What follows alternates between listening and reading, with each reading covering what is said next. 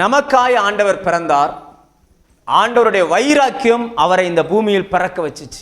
எது பிறக்க வச்சுச்சான் சொல்லுங்க? எது பிறக்க வச்சுச்சு? நம்ம 6ஆம் வசனத்தோடய முடிச்சுக்கிறோம். 7ஆம் வசனத்தின் பின்பகுதி சொல்லுகிறது அவருடைய வைராக்கியம் இதை செய்யும். எது செய்யுமா? வைராக்கியம்னா என்னது? வைராக்கியம் சில நேரங்களில் தெருக்களில் சண்டை போடுவாங்க பாருங்க. அதாவது ஒரு குடம் தண்ணிக்கு சண்டை ஆரம்பிச்சு கடைசியில் அது அடிதடியில் போய் முடியும். அப்படி முடியும் போது இவங்களுக்கு ஆதரவா 4 பேர் பேசுவாங்க, இவங்களுக்கு ஆதரவா 4 பேர் பேசுவாங்க. உடனே அந்த கோபத்தில் என்ன செய்யறோன்னு தெரியாம அவங்க விடுமா, நான் இன்னைக்கு ஒரு வழி பண்ணாம விட மாட்டேன் அப்படின்ட்டு அப்படி வேகமா எழும்பி வருவாங்கல்ல, அந்த செயலுக்கு பேர் தான் என்னது? யார் சொன்னாலும் ஸ்டாப் கிடையாது. சொல்ல புரியுதா? யாராவது பிடிக்காம இருந்தா கூட கம்முன்னு போயிடுவாங்க. 4 பேர் சப்போர்ட்டுக்கு வரும்போது தான் இவங்க என்ன செஞ்சிருவாங்க? சொல்லுங்க, உண்மையா இல்லையா? அப்பதான் என்ன ஆயிரும்? அதுலேயும் அந்த பெண்ணினுடைய கணவனோ அல்லது அந்த கணவனுடைய மனைவியோ சப்போர்ட்டுக்கு வந்துட்டாங்கன்னா கேட்கவே வேண்டாம், 1000 யானை பலம் உங்களுக்கு வந்தது போல ஆயிரும். விடுங்க மாமா, இன்னைக்கு ஒரு வழி பண்ணிடுறேன். சும்மா சொல்றேன், உங்களுக்கு புரியுதுக்காக சொல்றேன். வைராக்கியம்னா என்னன்னா எடுத்த காரியத்தை முடிப்பது. இடையில என்ன வந்தாலும் சமாதானமே பண்ணிக்கொள்வதில்லை. பரலோகம் ஒரு முடிவு எடுத்துச்சான், இயேசு இந்த பூமிக்கு அனுப்பணும் அப்படின்னு சொல்லி. இன்னும் சொல்லப்போனா வேதம் சொல்லுகிறது, இயேசு இந்த பூமிக்கு வர வேண்டும் என்று இயேசுவை தீர்மானித்தார். தம்மை தாமே ஒப்பு கொடுத்தார். தம்மை என்ன பண்ணாராம்? அவரை யாரும் போய் நிர்பந்திக்கல, அவராகவே நமக்காக என்ன செஞ்சாரு? ஒப்பு கொடுத்தார். அவர் வருவதற்கு என்ன காரணம்னா அவருடைய வைராக்கியம். அவருடைய நம்ம மேல கர்த்தர் வைராக்கியமா இருக்கிறார். எத்தனை பேர் நம்புறீங்க ஆண்டவர் என் மேல வைராக்கியமா இருக்கிறார்னு சொல்றோம்? கை தூக்கி காட்டுங்க பார்ப்போம். லேலுயா, உங்க மேல நிஜமாகவே ஒரு வைராக்கியமா இருக்காரா?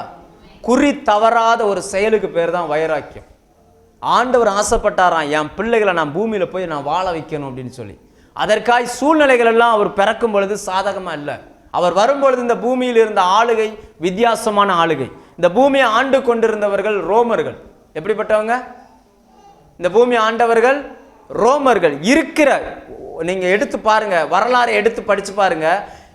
உலகத்தை ஆண்ட வல்லரசுகளிலேயே ரொம்ப கொடூரமான மனிதர்கள் யாருன்னு பார்த்தீங்கன்னா இந்த ரோமர்கள். மனுஷனை மிருகத்தோடு சண்டை போட வைப்பாங்க. மனுஷன் மிருகத்தோடு சண்டை போடணும், அதை சுற்றி நின்று எல்லாரும் என்ன பண்ணுவாங்க? வேடிக்கை பார்ப்பாங்க. எப்படிப்பட்ட ஆளாக இருக்கும்? நம்ம தெருவில் 4 பேர் சண்டை போட்டாலே போய் விலக்கி விட்றோம், போங்க போங்க சண்டை போடாங்கன்னு சொல்லி. ஆனால் அவங்க என்ன பண்ணுவாங்கன்னா மிருகத்தை பட்டினி போடுவாங்க. 2 நாள் 3 நாள் 4 நாள் பட்டினி போட்டுட்டு அந்த கைதிகள் உண்டுல, அதுலேயும் குறிப்பாக அந்த நாட்களில் கிறிஸ்தவ இயேசுவை ஏற்றுக்கொண்டவங்களை கைதியாக பிடிச்சிட்டு போனாங்க. அந்த கைதியெல்லாம் அந்த அரங்கசாலையில் விட்டுருவாங்க. இவங்க போய் சிங்கத்தோட போட்டி போடணும். போட்டி போட முடியுமா? சிங்கம், பசியோடு இருக்கிற சிங்கம், அதோட போய் என்ன செய்யும்? அந்த மிருகம் அடிக்க வரும். அதை பார்த்து ரசிப்பாங்க. சரியான சாப்பாட்டு பிரியன். நிறைய சாப்பாடு ஐட்டங்கள் நிறைய இருக்கும். இவங்க கொஞ்சம் தான் சாப்பிடுவாங்க. சாப்பிட்டோன்னா வயிறு நிறைஞ்சிரும். நம்மளாம் என்ன பண்ணுவோம்? வயிறு நிறைஞ்சிருச்சுன்னா என்ன பண்ணுவோம்? இவ எப்படி இன்னைக்கு ஆராதனை முடிஞ்சோடனே வீட்டில் போய் நீங்கள் ஏதாவது மட்டன் சிக்கன் எல்லாம் எடுப்பீங்கல்ல? சொல்லுங்க, ஆமாவா இல்லையா? எடுப்பீங்கல்ல? எடுத்து நீங்கள் வயிறு நிறைஞ்சிருச்சு, ஆனாலும் சட்டியில் சாப்பாடு இருக்குது, நீங்கள்லாம் என்ன பண்ணுவீங்க? வச்சுட்டு புறவு சாப்பிடுவீங்க, அப்படி தானே? ஆனால் அவங்க அப்படி செய்ய மாட்டாங்க. வெளியில் போய் கையை உள்ளே விட்டு வாந்தி எடுத்துருவாங்க. வாந்தி எடுத்துட்டு வாயை கழுவிட்டு திரும்ப உட்காந்து சாப்பிடுவாங்க. அப்போ அந்த அன்னன்னைக்கு அப்போ ஒரு டைமில் எவ்வளோ சாப்பாடு இருக்கோ அவ்வளோ முடிச்சுட்டு தான் அடுத்து சமாதானமாக இருப்பாங்க. அப்படிப்பட்ட ஒரு மனிதர்கள். அதாவது யாருக்கும் கொடுக்கக்கூடாது, நானே எல்லாத்தையும் என்ன செஞ்சிடணும், இப்படி இருந்த ஆட்சியாளர்கள். அந்த நேரத்தில் தான் இயேசு இந்த பூமிக்கு வந்தார். லேலூயா. அவரை விரும்பத்தக்கவன் பூமியில் ஒருவனும் இல்லை. அவரை வாங்கன்னு சொல்றதுக்கு யாருமே இல்லை. வேதம் சொல்லுகிறது, தீர்க்கதரிசிகளின் காலம் முடிஞ்சு 400 வருஷம் இருண்ட நாட்கள், ஒட்டுமொத்த மதங்களும் தோத்து போன நாட்கள், இனி மனுஷனை காப்பாற்றுவதற்கு ஒருவருமே இல்லை என்று எல்லாரும் ஒத்துக்கொண்ட நாட்கள். அந்த நாட்களில் இயேசு இந்த பூமிக்கு பிறந்தார். லேலூயா. அவர் பிறந்ததற்கான காரணமாய் ஒரு 5 காரணங்கள் வேதத்திலிருந்து நாம் இன்னைக்கு பார்க்க போறோம். ரைட்டா? இயேசு ஏன் பிறந்தார்? வாசிங்க, லூக்கா 2ஆம் அதிகாரம் 11ஆம் வசனம். இயேசு எதற்காய், யாருக்காய், என்ன காரணத்துக்காய் வந்தார்? என்று கர்த்தராகிய கிறிஸ்து எனும் இரட்சகர். இந்த வசனத்துல முக்கியமான வார்த்தை என்னன்னா உங்களுக்கு. இன்னைக்கு நம்ம தியானிக்க போற வசனம் என்னன்னா உங்களுக்கு. ஆண்டவர் இயேசு கிறிஸ்து பிறந்த பொழுது அந்த செய்தியை ஜனங்களுக்கு சொல்வதற்காக யாரிடம் போய் அந்த வார்த்தை போகிறது அப்படின்னா மேய்ப்பர்களுக்கு போகுது. யாருக்கு போகுது? மேய்ப்பர்கள் வயல்வெளியில் தங்கி இருந்து தங்கள் மந்தையை மேய்த்து கொண்டிருக்கிறார்கள். இயேசு வாழ்ந்த நாட்களில் மேய்ப்பர்கள் வயல்வெளியில் தங்கி இருப்பதற்கு அனுமதி கிடையாது. மேய்ப்பர்கள் வயல்வெளியில் தங்குவதற்கு அனுமதி கிடையாது. அவங்க எங்க தங்கலாம் அப்படின்னாச்சுன்னா வனாந்தரத்தில் தங்கலாம். தாவீது ஆடை வயல்வெளியில் மேய்க்கல. எங்க மேய்ச்சாரு? எங்க மேய்ச்சாரு? வனாந்தரத்தில் மேய்ச்சாரு. மேய்ப்பர்கள் வனாந்தரத்தில் தங்குவதற்கு தான் அனுமதி, வயல்வெளியில் தங்குவதற்கு அனுமதி கிடையாது.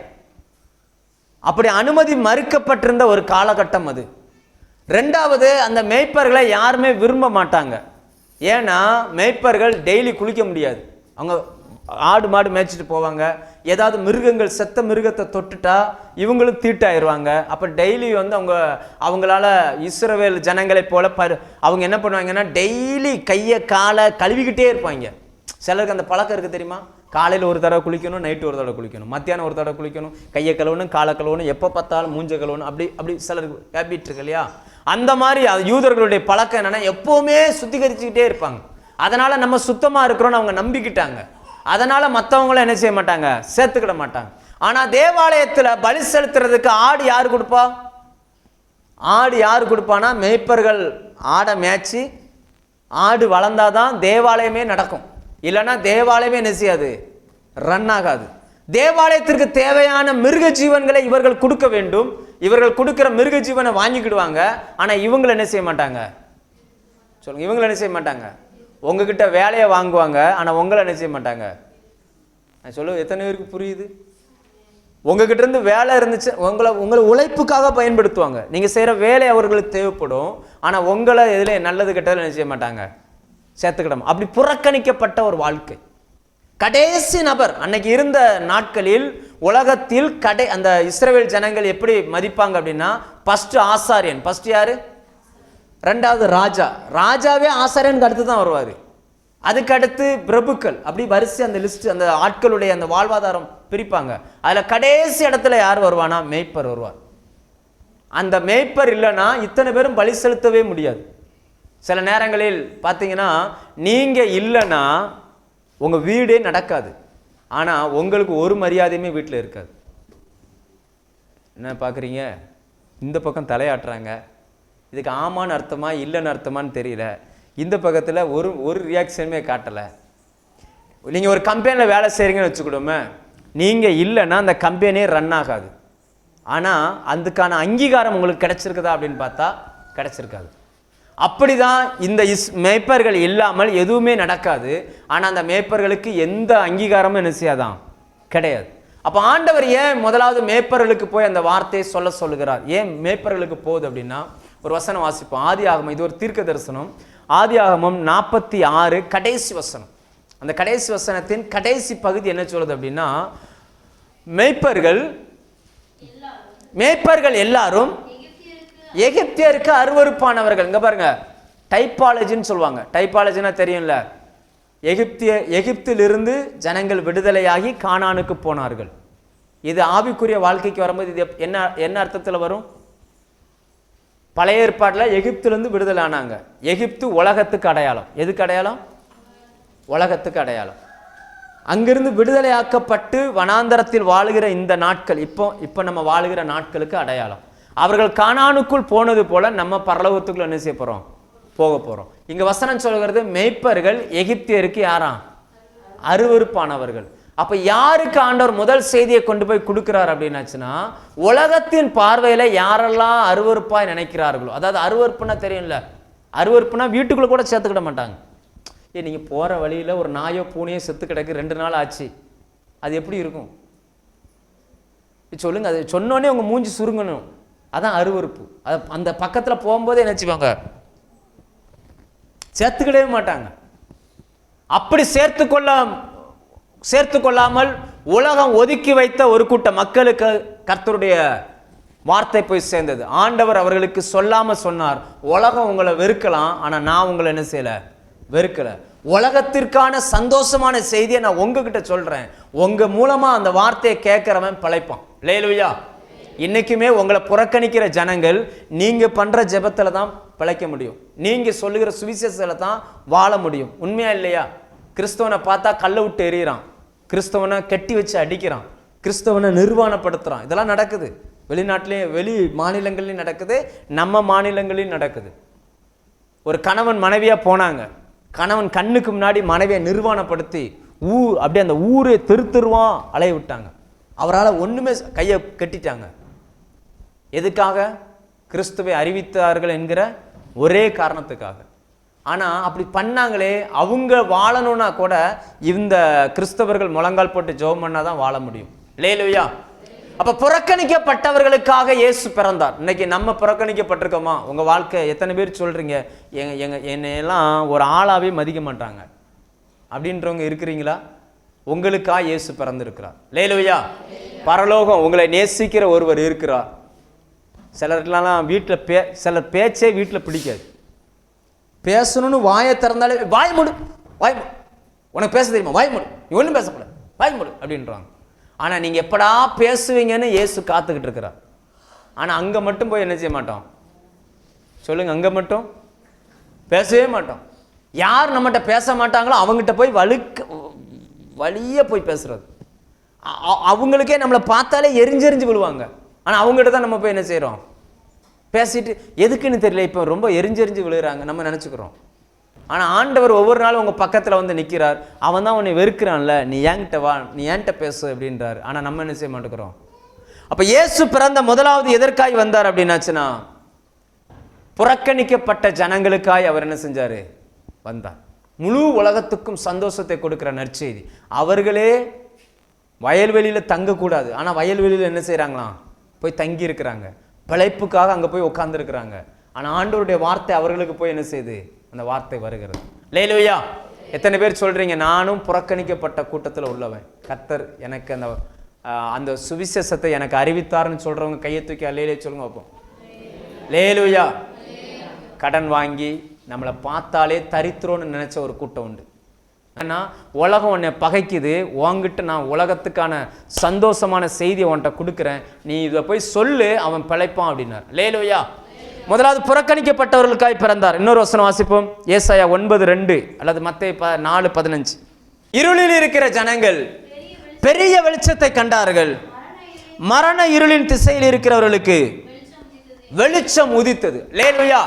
ரெண்டாவது, இருளில் இருக்கிற ஜனங்கள், எத்தனை பேருடைய வாழ்க்கையில இருள் இருக்குதோ அத்தனை பேருக்கும் வெளிச்சம் கொடுக்கிறவராய் இயேசு இந்த பூமிக்கு வந்தார். அல்லேலூயா.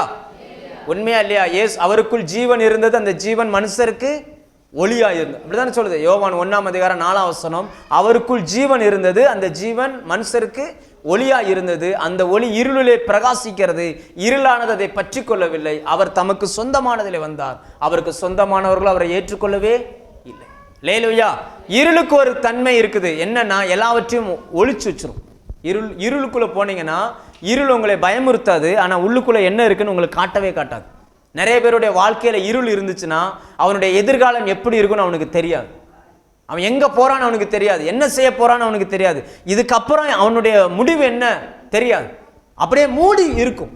அந்த இருளுக்குள்ள என்ன இருக்கு அப்படின்றத வெளிச்சத்துக்கு கொண்டு வர்றதுக்கு தான் இயேசு இந்த பூமிக்கு வந்தார். அல்லேலூயா. இயேசு பிறந்ததுக்கு முன்னாடி வரைக்கும் தேவனை குறித்த அறிவு மனிதர்களுக்கு இல்லாம இருந்துச்சு. அவங்கவுங்க ஒவ்வொரு விதமா சிந்தித்தார்கள், ஒவ்வொரு தீர்க்கதரிசியும் ஒவ்வொரு காரியங்களை பேசிக்கிட்டே வந்தாங்க. இயேசு வந்து முழு உலகத்துக்கும் வெளிச்சத்தை கொடுத்து தேவன்னா இப்படிப்பட்டவர்னு என்ன செஞ்சாரு, காமிச்சு கொடுத்தார். அல்லேலூயா. ஒரு குஷ்டரோகி மேல யாருமே கை வைக்க மாட்டாங்க. இன்னும் சொல்ல போனா குஷ்டரோகி கிட்ட யாரும் பேசவே மாட்டாங்க. ஊருக்கு புறம்ப அவுட்டர்ல அவன் இருக்கணும். அவனுக்கு சாப்பாடு வேணும்னா யாராவது கொண்டு போய் என்ன செய்வாங்க, சாப்பாடு அந்த ஓரத்தில் வச்சுட்டு வந்துடுவாங்க.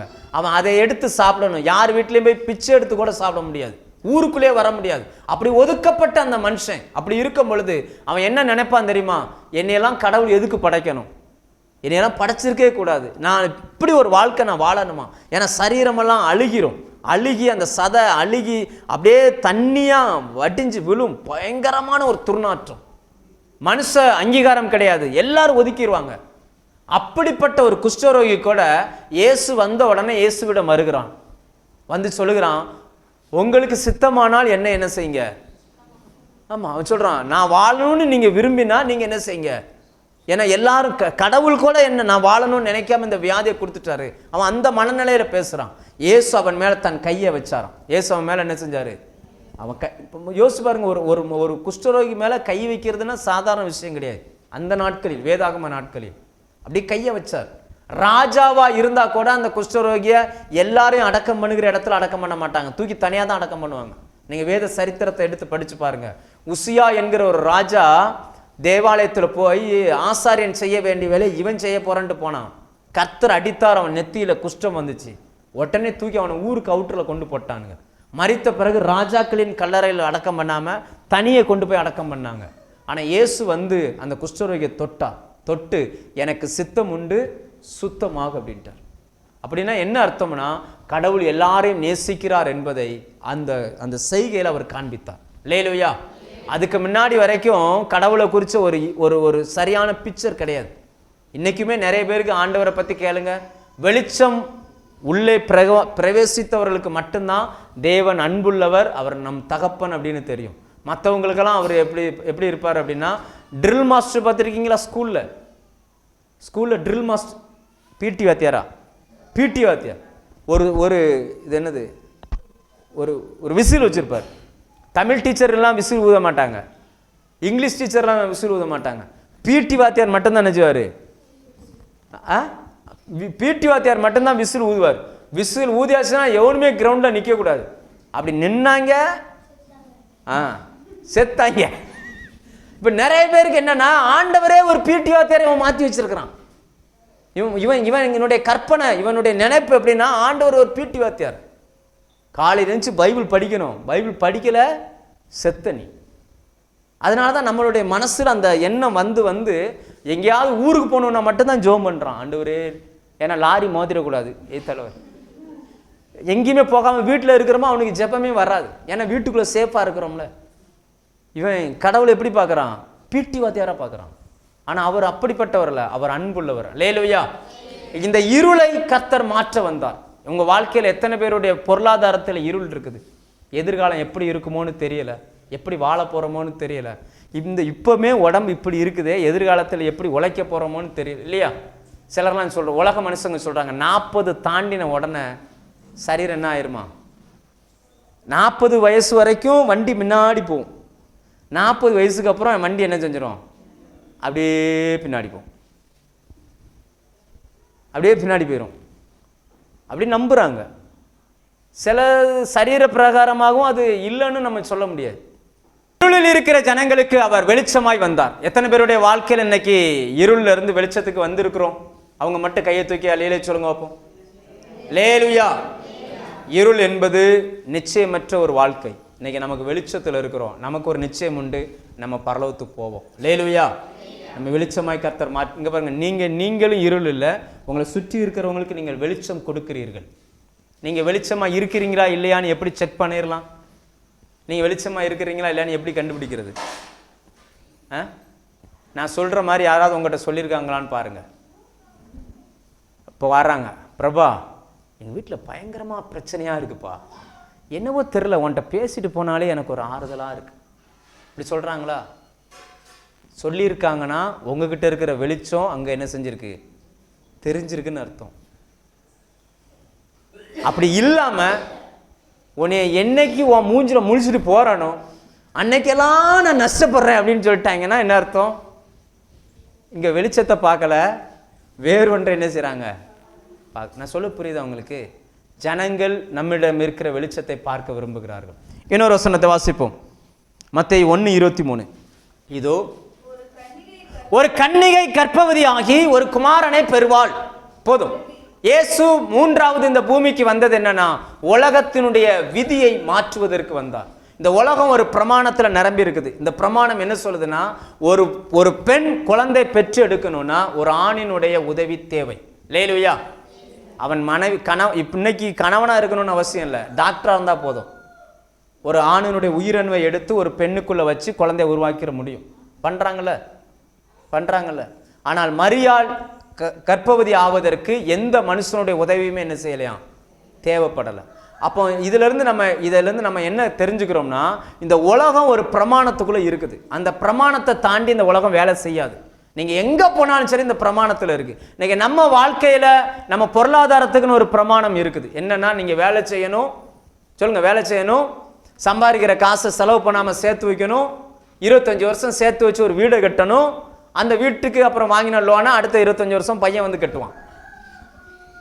என்ன இங்கே இல்லை, சென்னையில் ஃபுல்லாக இதான். அப்பார்ட்மெண்ட்டை வாங்குவாங்க, அந்த அப்பார்ட்மெண்ட்டுக்கு வாங்கினதுக்கு கடனை கட்ட 25 வருஷம் வேலை செய்வாங்க. வேலைக்கு இங்கே பாருங்க, படிக்கணும், வேலைக்கு போகணும், வீடு கட்டணும், படிக்கணும், வேலைக்கு போகணும், வீடு கட்டணும். இதுதான் பிரமாணம். படித்து வேலைக்கு போகாமல் பணம் சம்பாதிப்பதற்கு இந்த உலகத்தில் வாய்ப்பே இல்லை. சரியா இல்லையா? சொல்லுங்கள், சரியா இல்லையா? ஆனால் பைபிளில் நம்ம பார்க்குறோம், ஒரு கன்னிகை கர்ப்பவதியாக என்ன செஞ்சாங்களாம், உலகத்தின் அந்த சட்டத்திட்டத்தை கர்த்தர் மாற்றிட்டார். லேலுயா, அவரால் மட்டும்தான் அது செய்ய முடியும், வேற யாராலும் என்ன செய்ய முடியாது. உங்கள் கையில் இருக்கிற செல்ஃபோனில் நீங்கள் ஒரு பேட்டர்ன் போட்டு வைக்கிறீங்க, என்ன பேட்டர்னா சரிதானா, லாக். அவன் தான் நம்மளோட பிரசங்கத்துக்கு தனியாக வந்துக்கிட்டு இருக்கேன்.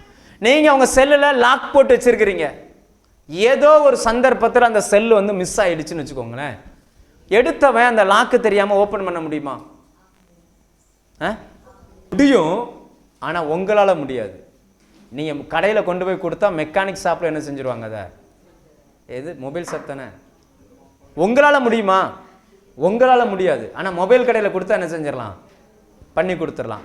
அந்த மொபைலை குறித்த அறிவு இருக்கிறவனால மட்டும்தான் அதை என்ன செய்ய முடியும், எடுக்க முடியும். இல்லாத ஆளால் என்ன செய்ய முடியாது, எடுக்க முடியாது. ரைட்டா? அதே போல் இந்த உலகத்தை படைத்தவர் யாருன்னா ஆண்டவராகிய இயேசு கிறிஸ்து. அவருக்கு மட்டும்தான் இந்த சரீரம் எப்படி வேலை செய்யும், என்ன செஞ்சால் வேலை செய்யும்ன்றது அந்த அறிவு அவருக்கு மட்டும்தான் இருந்துச்சு. அதனால் அவரால் மட்டும்தான் ஒரு கன்னிகையை கர்ப்பவதியாக என்ன செய்ய முடிஞ்சு, ஆக்க முடிஞ்சு. ஆண்டவர் மட்டும்தான் சொல்லுவார், படுத்திருக்கிற மனுஷனை பார்த்து, நீ படுத்திருக்கிற பூமியை நான் உனக்கு, சொல்லுங்கள், நான் உனக்கு, என்னைக்காவது நீங்கள் படுத்திருந்துருக்கிறவங்க அப்படி வாடகை வீட்டில் படுத்திருக்கும் போது, படுத்திருக்கிற இந்த பூமியை கர்த்தர் எனக்கு தருவார்னு சொல்லியிருக்கீங்களா? சொல்லியிருக்கீங்களா? நான் படுத்திருக்கிற இந்த பூமியை. நம்ம மூளையெல்லாம் என்ன சொல்லுது, நான் வேலை செய்யணும், சம்பாதிக்கணும், பணம் கொடுக்கணும், இடம் வாங்கணும். ஆனால் ஆண்டவர் என்ன சொல்கிறாரு, நீ படுத்திருக்கிற பூமியை நான் உனக்கு என்ன செய்வேன். சட்டத்தை கர்த்தர் மாற்றுகிறவர், இந்த உலகத்தின் நியதியை உடைக்கிறவர். லேலுயா, உங்கள் பிள்ளைங்க ரட்சிக்கப்படுறதுக்கு வாய்ப்பே இல்லைன்னு நீங்கள் சொல்லலாம். ஆனால் ஆண்டவர் சொல்வார், இல்லை, வாய்ப்பு இருக்குது. தேவன் நினைச்சா என்ன நடக்குமா? யோசிப்பாங்க. ஒரு கன்னிகை கர்ப்பவதி ஆயானதை எங்கேயாவது கேட்டிருக்கீங்களா? இது வரைக்கும் இயேசுவைக்கு அடுத்து இது வரைக்கும் எங்கேயாவது கேட்டிருக்கீங்களா? பழைய ஏற்பாடில் எங்கேயா படிச்சிருக்கீங்களா? ஆனால் வசனம் என்ன சொல்லுது, ஒரு கன்னிகை கர்ப்பவதி ஆனாள். அவளால் முடியும் அப்படின்னாச்சுன்னா, நம்மையும் ஒன்றுமில்லாத அந்த கர்ப்பத்துக்குள்ள ஒரு குழந்தையை கர்த்தரால் தர முடியும்னா, ஒன்றுமில்லாத உங்கள் வாழ்க்கைக்குள்ள செழிப்பான நாட்களை கர்த்தர் தர முடியும். லேலுயா, தருவாரா தரமாட்டாரா? சொல்லுங்கள், தருவாரா தரமாட்டாரா? 1 லட்ச ரூபா சம்பாதிக்கணும்னா எத்தனை நாள் வேலை செய்யணும்? நீங்கள் சூழ்நிலையை கர்த்தரால் மாற்ற முடியுமா, முடியாதா? முடியும் என்பதற்குத்தான் கன்னிகை வயிற்றில் ஆண்டவர் வந்து என்ன செஞ்சார், உலகமே திருமணமானாதான் குழந்தை பிறகு நம்பிக்கிட்டு இருந்தாங்க. ஆனால் அந்த பெண்ணே கேட்குறாங்க, இது எப்படி ஆகும், நான் இன்னும் புருஷனை அறியலையே, எனக்கு என்கேஜ்மெண்ட் தான் நடந்திருக்குது, இன்னும் கல்யாணம் முடியலை, நான் எப்படி கர்ப்பவதி ஆக முடியும்? அப்போ வசனம் சொல்லுகிறது, தேவனாலே கூடாத காரியம் ஒன்றுமே இல்லை. கர்த்தராலே கூடாத, நீங்கள் நான் வேணா உங்களுக்கு இன்னைக்கு கிறிஸ்மஸ் தானே, நீங்கள் வேணா என்ன பண்ணிக்கோங்க, இந்த கிறிஸ்மஸ்லேருந்து அடுத்த கிறிஸ்மஸ் வரைக்கும் ஒரு டயத்தை ஃபிக்ஸ் பண்ணுங்க. டெய்லி 2 மணி நேரம் சர்ச்சில் வந்து ஜோம் பண்ணுங்க. நல்ல வார்த்தை கவனிங்க. டெய்லி 2 மணி நேரம் சர்ச்சில் வந்து ஜோம் பண்ணுங்க. அடுத்த கிறிஸ்மஸ்க்குள்ளே உங்கள் அக்கௌண்ட்டில் 1 லட்ச ரூபா இருக்கா இல்லையான்னு செக் பண்ணி பாருங்க. நீங்கள் இல்லைன்னா அதுக்கப்புறம் நான் ஊழியமே நான் செய்யலை. என்ன லேலுயா, ஆண்டவரே நான் தான் சொல்கிறேன்னா, பைபிளே சொல்லுதில்ல, என்னை வந்து என்ன பண்ணுங்க, டெஸ்ட் பண்ணி பாருங்க அப்படின்றார். இந்த பண விஷயத்தில் மட்டும்தான் அவர் சொல்கிறாரு, இந்த காரியத்தை என்ன செய்யுங்க, செஞ்சு பாருங்க அப்படின்றார். என்னன்னா நம்ம மூளை யோசிக்கிறத செய்யாதீங்க. மூளை சொல்லும் வேலை செய்யணும், பணம் சம்பாதிக்கணும், வேலை செய்யணும், பணம் சம்பாதிக்கணும், வேலை செஞ்சு தான் பணம் சம்பாதிக்கணுன்றது உலகத்தினுடைய நியதி. ஆனால் தேவன் உங்கள் மேலே தன்னுடைய கிருபையை வைப்பாரே ஆனால் இந்த நியதியை உடைச்சிருவார். லேலூயா. எப்படி அந்த குழந்தை வந்துச்சுன்னு வசனம் சொல்லுது. லூக்கா 1ஆம் அதிகாரம் எடுங்க. லூக்கா 1ஆம் அதிகாரம் எடுங்க. 1:35.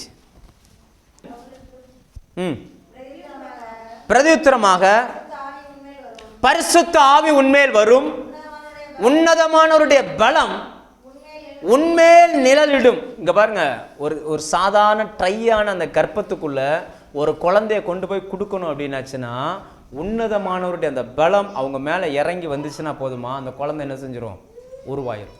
உங்களுக்குள்ளேயும் ஒரு கோடீஸ்வரன் உருவாகணும்னா நீங்கள் வேலைக்கு போகணுன்னு அவசியம் இல்லை. அப்போ நீங்கள் போய் உங்கள் வீட்டுக்கார்ட்ட சொல்லிடக்கூடாது வேலைக்கு போகக்கூடாதுன்னு பாஸ்டர் சொல்லிட்டான்னு. போங்க, ஆனால் உங்கள் நம்பிக்கையை வேலையில் என்ன செய்யாதீங்க, வைக்காதீங்க. தேவன் என்னை ஐஸ்வர்யவன் ஆக்குவார் நம்புங்க. கர்த்தருடைய ஆசீர்வாதமே ஐஸ்வர்யத்தை. இப்போ காலங்கள் அப்படி மாறப்போகுதுப்பா. நீங்கள் நம்புனா நீங்கள் வருவீங்க, நீங்கள் நம்பலைன்னா நீங்கள் வேடிக்கை மட்டும் பார்ப்பீங்க. தேவன் இங்கே இருக்க சிலர் என்ன பண்ணுவார், கோடீஸ்வரனாக மாற்றுவார்.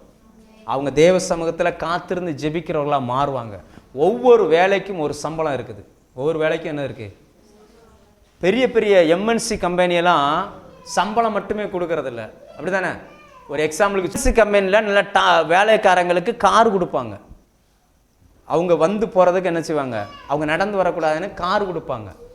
இதெல்லாம் எதுக்கு செய்கிறாங்கன்னு நினைக்கிறீங்க? எதுக்கு செய்கிறாங்கன்னு நினைக்கிறீங்க? இவங்க போடுற அதே ஊசி அவங்களும் போடுவாங்க. ஆனால் இவங்களுக்கு 5000 10,000 கொடுப்பாங்க. அவங்க ஆஸ்பத்திரியில் 5000 10,000 யாருக்கு சம்பளம் கொடுப்பாங்க? ஸ்டேட்டஸ் எப்படியோ அப்படி தான் சம்பளத்தினுடைய ஸ்டேட்டஸ். சரிதானா? நான் சொல்ல புரியுதா?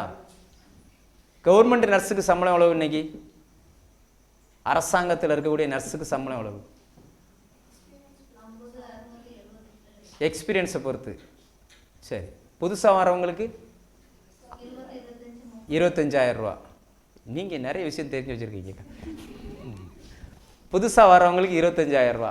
ஆனால் அந்த 25,000 சம்பளத்தை சுக ஆஸ்பத்திரியில் வாங்கணுன்னா எத்தனை வருஷம் வேலை செய்யணும்?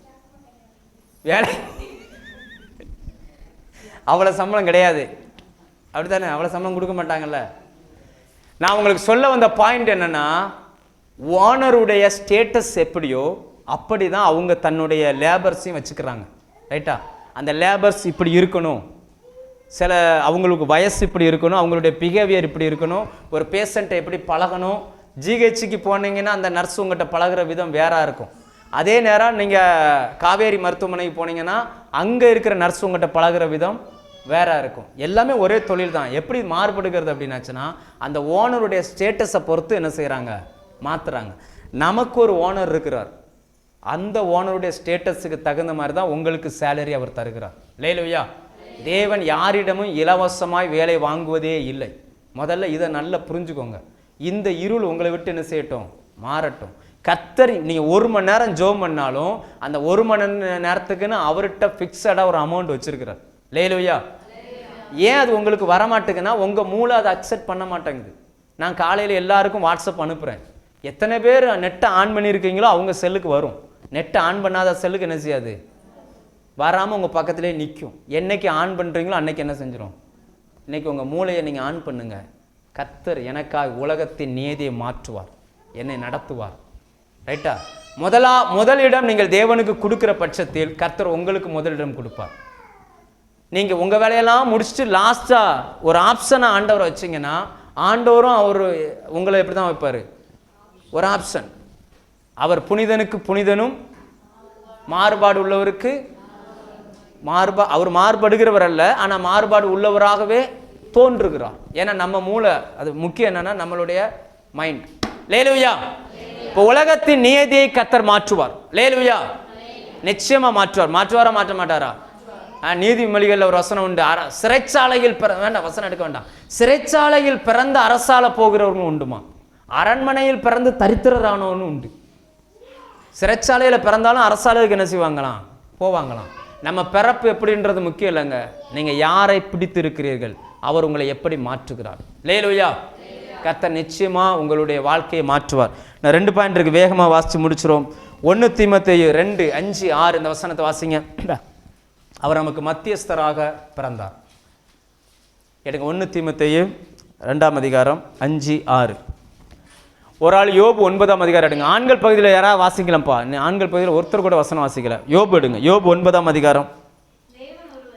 தேவன் ஒருவரே, தேவனுக்கும் மனுஷனுக்கும் மத்தியஸ்தரும் ஒருவரே, எல்லாரையும் மீட்கும் பொருளாக தம்மை ஒப்பு கொடுத்த மனுஷனாய கிறிஸ்து அவரே. நீங்க எடுங்க யோபு 9 எடுங்க 32, 33. பழைய ஏற்பாட்டில் யோபுவின் ஸ்டேட்மெண்ட் என்னன்னு பாருங்க. யோபு 9.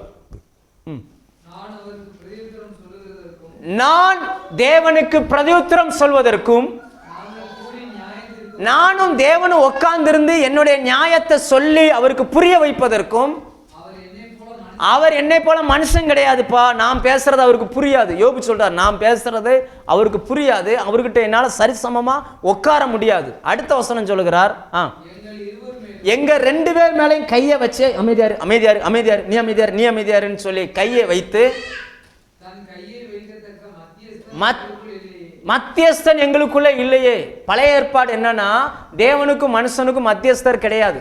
அவர் என்ன சொல்றாரு அதான் ஃபைனல்.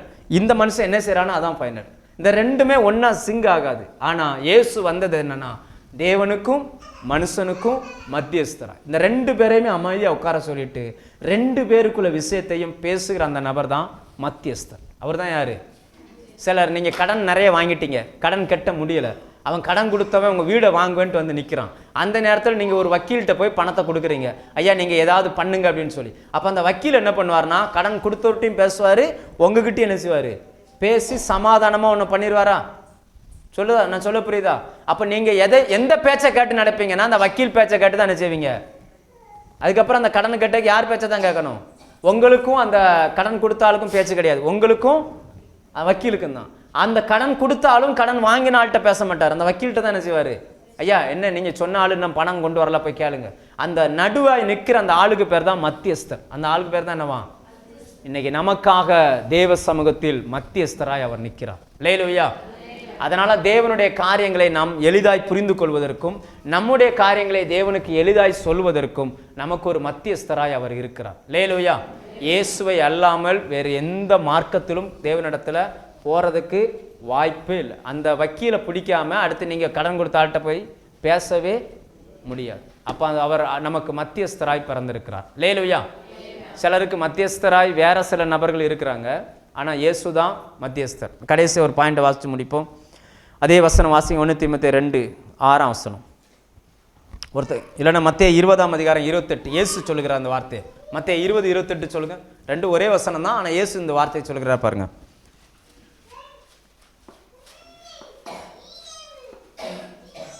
என்னாச்சு? மத்தேயு 20:28. அப்படியே மனுஷகுமாரனும் ஊழியம் கொள்ளும்படி வராமல் ஊழியம் செய்யவும் அநேகரை மீட்கும் பொருளாக தம்முடைய ஜீவனை கொடுக்கவும் வந்தார். ஆண்டவர் இந்த பூமிக்கு பிறந்து வந்ததின் இன்னொரு நோக்கம் என்ன அப்படின்னாச்சுன்னா, அநேகரை மீட்கும் பொருளாய் வந்தார். மீட்கும் பொருள், நமக்கு பதிலாய் ஒன்றை கொடுத்து நம்மை மீட்டு கொள்வதற்கு பேர் மீட்கும் பொருள். அதுக்கு பேர் என்னது? ஆமாம், இது நமக்கு சரியாக புரியலை. யோபுக்கு வாங்க. யோபு இதை நல்ல தெளிவாக எழுதுறார். யோபு 33 எடுங்க. 33. யாரா கொஞ்சம் இந்த மைக்கில் கூட இந்த வசனத்தை வாசிங்க, நல்ல கேளுங்க. வாசிக்க தெரியாதவர்கள் இந்த வசனத்தை நல்ல கேளுங்க. யோபு 33 16-24 வரைக்கும் வாசிங்க பாபு. கொஞ்சம் வேகமாக வாசிங்க. 16ஆம் வசனத்திலிருந்து வாசிங்க, சும்மா வாசிங்க.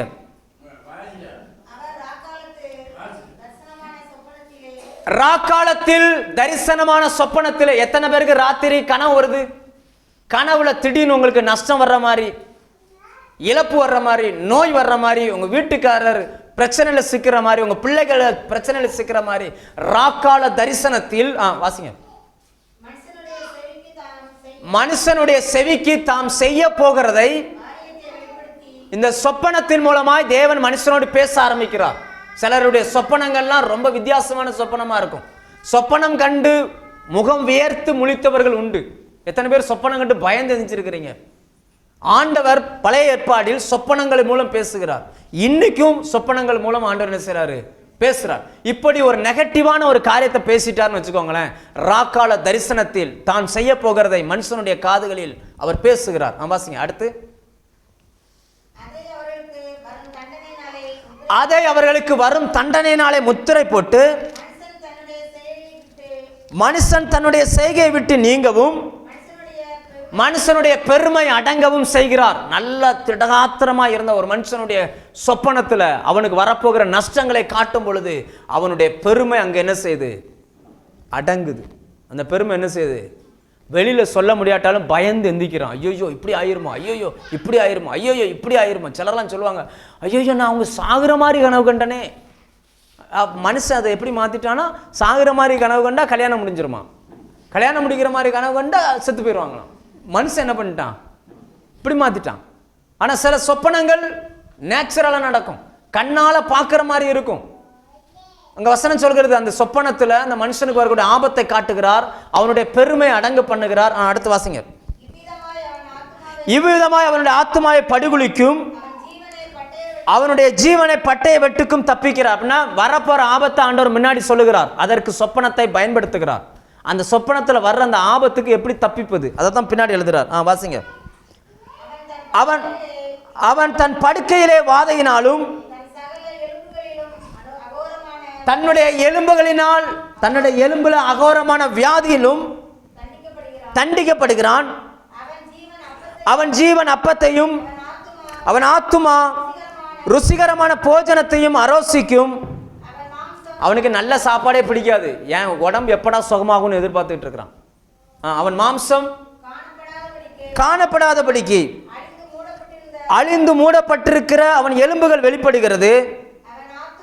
அவன் ஆத்துமா பாதாளத்துக்கும். ஆத்துமா எதுக்கு ரெடியா இருக்குதா? ஆத்துமா நரகத்துக்கு ரெடியா இருக்குது, சரீரம் சாகிறதுக்கு ரெடியா இருக்குது. இதெல்லாம் ஒரு மனுஷனுடைய கனவுல வரக்கூடிய சம்பவம். ஒரு மனுஷனை கர்த்தர் என்னெல்லாம் பண்றாரு. இப்படிப்பட்ட நேரத்தில் யோப் இந்த ஒரு எலிகூன்னு சொல்லக்கூடிய ஒரு தேவ மனுஷன் இந்த வார்த்தையை சொல்கிறார். அடுத்து வாசிங்க. 1000 ஒருவராகிய சாமாசி பண்ணுகிற தூதனானவர். சாமாசினா ஒன்றும் இல்லை, சமாதானம். நம்ம வாசிச்சோம்ல, 2 பேர் இந்த மேலும் இந்த பக்கமும் கரங்களை வைத்து சமாதானப்படுத்துகிறவர். அது யாரு?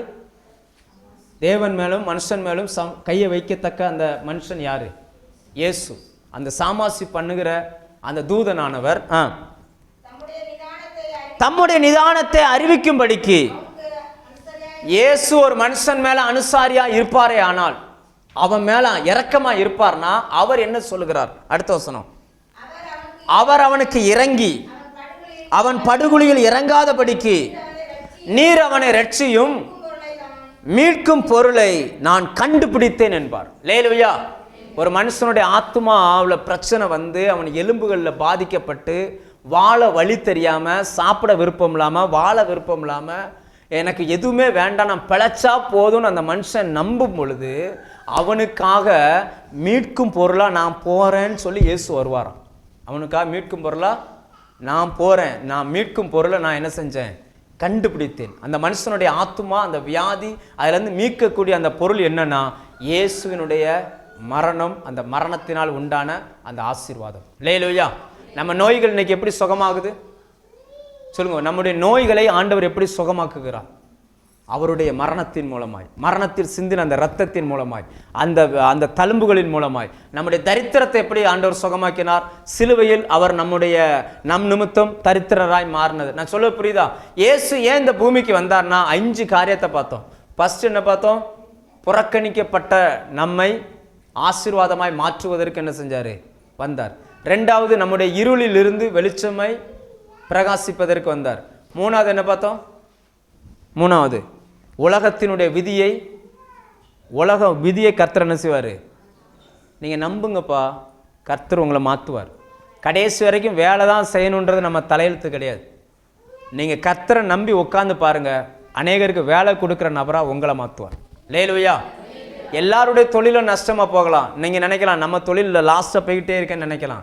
தேவ சமூகத்தில் உட்காருங்க, நஷ்டமான உங்கள் தொழிலை கர்த்தர் லாபமாக என்ன செய்வார்? உலகத்தின் நியதியை அவர் மாற்றுகிறவர்.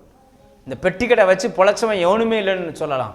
கர்த்தரை நம்பி இருக்கிறவனுக்கு பெட்டி கடையிலேருந்து கோடிக்கணக்கான வருமானத்தை கர்த்தர் தருவார். அல்லேலூயா. அடுத்த 4வது நம்ம பார்க்குறோம், மனுஷனுக்கு மத்தியஸ்தராய் அவர் பிறந்தார். 5வதாக மனுஷனை மீட்கும் பொருளாய் அவர் பிறந்தார். அல்லேலூயா.